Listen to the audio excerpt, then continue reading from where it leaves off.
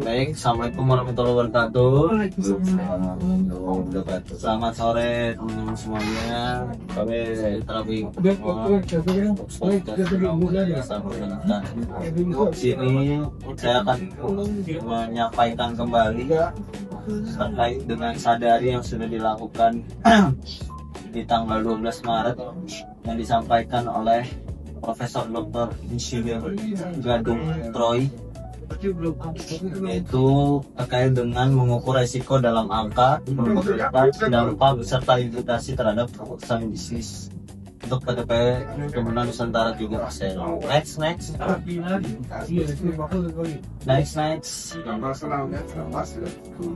Ya, inilah sedikit filosofi manajemen resiko BUMN untuk KTPN juga cukup rumit ya, dan sangat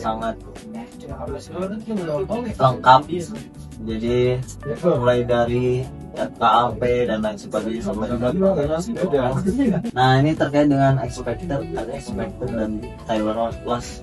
Di sini ada grafik ilustrasi distribusi kerugian perusahaan ya. Di sini ada keterangannya ada 3, di mana bisa kita artikan bahwa di nilai kerugian 0 sampai dengan 30 itu kerugian rata-rata secara rutin yang mungkin diperkirakan terjadi. Nah, kerugian di antara 30 sampai 50 miliar itu dikategorikan sebagai tambahan kerugian di atas rata-rata yang masih mungkin terjadi.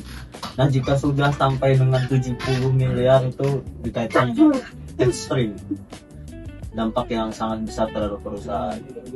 Next. Nah, terkait dengan grafik tadi dapat kita lihat di sini bagaimana cara mengantisipasi atau menyehatkan kembali gitu. Yang pertama, apabila terjadi expected loss tadi antara 10 sampai 30 miliar, itu dikelola lewat pricing atau cadangan kerugian atau efisiensi dan lain sebagainya, itu masih bisa diturunkan. Tapi kalau sudah sampai ke expected loss tadi seperti kalau nggak salah 30 sampai 50 miliar, itu perlu namanya buffer modal, limit resiko, dan monitoring secara berkala, karena tidak mudah apabila perusahaan sudah rugi di tahap ini gitu ya. Nah, kalau sudah loss, artinya udah loss ya udah sulit, ini sudah masuk ke dalam krisis namanya, kejadian ekstrim ya. Jadi semakin ke kanan itu semakin besar dampak finansialnya. Next.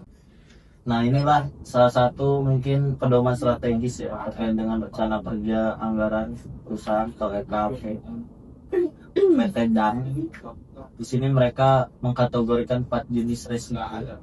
Ada strategi resiko, market resiko, finansial resiko, sama kredit resiko. Definisinya juga masing-masing. Next. Oh, ternyata ada 8 kategori jenis resiko yang dikategorikan untuk DAM ya. Next. Ya, hanya 8. Nah, ini dari profil resiko tadi kita bisa lihat dan mungkin bisa lebih mudah memahami terkait dengan profil resiko FKAV 2026. Di sini dimana resiko-resiko tadi itu sifatnya apakah low ke moderat atau bahkan high. Nah, disinilah kita mengidentifikasinya gitu. Jadi bisa dilihat dari gambar ini gitu ya. Next.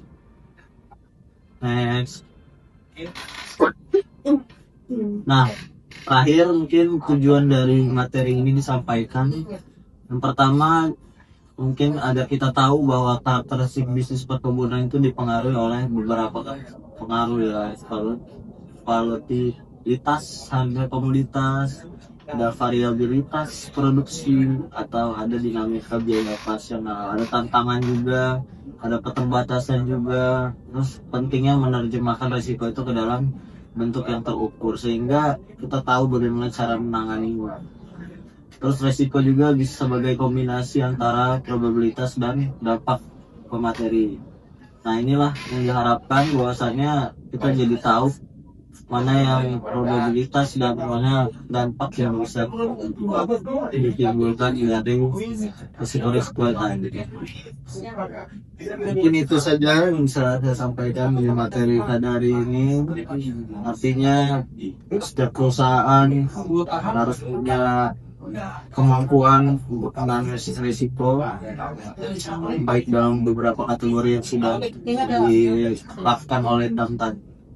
Mungkin itu saya akhiri. Wassalamualaikum warahmatullahi wabarakatuh.